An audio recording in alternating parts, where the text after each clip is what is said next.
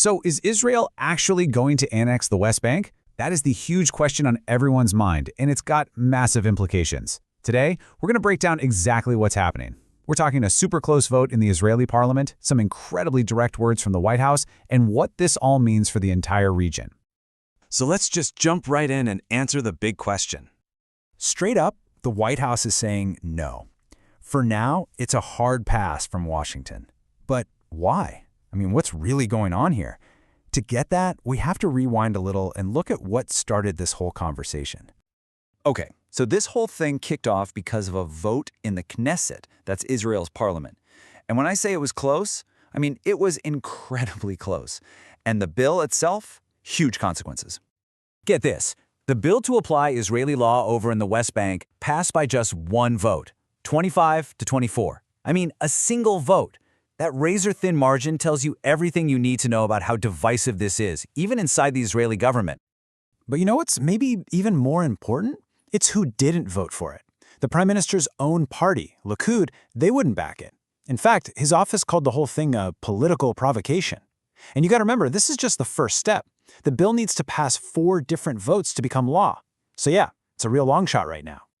Now, even though this vote was happening in Jerusalem, the loudest reaction, by far, came from Washington. The Trump administration basically jumped on this immediately to shut the whole idea down, fast. And they were not subtle about it.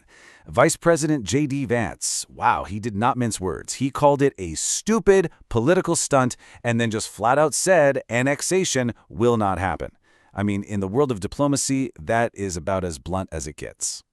And President Trump backed him up, telling reporters, hey, do not worry about the West Bank. The message from the absolute top was crystal clear. We are not on board with this, period. Then you have Secretary of State Marco Rubio, who kind of laid out the why. He warned that a move like this could put the fragile ceasefire in Gaza at risk. And not just that, it could blow up the administration's entire game plan for the whole region. So to really get why this one issue is such a political powder keg, we need to zoom out a little and just talk about the West Bank itself. Okay, so the West Bank. It's this piece of land that's absolutely at the core of any possible peace deal. And critically, it's also where hundreds of thousands of Israelis live in settlements.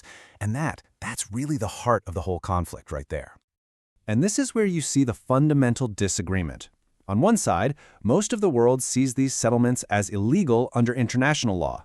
But on the other side, Israel sees the land as disputed territory with, these really deep biblical and historical roots. So you might be asking, why does Washington's opinion matter so much? Well, it's pretty simple. It's because those words from the White House, they translate into billions of dollars in aid, cutting-edge weapons, and really important diplomatic cover at places like the UN. That's real power, real leverage.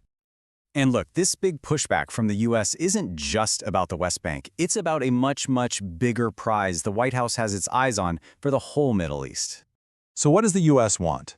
Well, they're trying to keep the Gaza ceasefire from falling apart. They want to get a real reconstruction plan going. And here's the big one. They want to expand the Abraham Accords. The grand prize, getting Saudi Arabia to sign a historic deal with Israel. And this is the nightmare scenario for Washington, right? This is the domino effect they're terrified of. If Israel tries to annex the West Bank, they worry it won't just put the Gaza ceasefire at risk. It could completely torpedo any shot at that huge deal with Saudi Arabia. All that diplomatic work just gone. Okay, so yeah, things are tense. But for right now, the whole situation is kind of frozen. So what should we be looking for next? Well, I'm going to give you 3 key things to keep an eye on.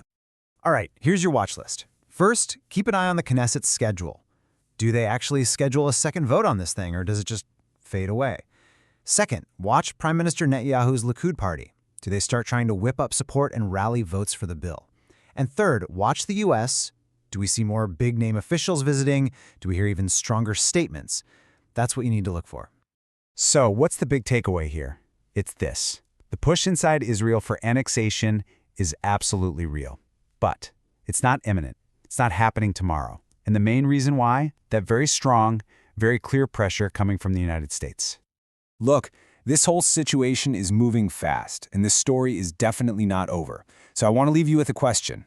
We talked about all these different pieces, the politics inside Israel, the pressure from the U.S. Which of those signals that we just talked about do you think is the most important one to watch? Let me know.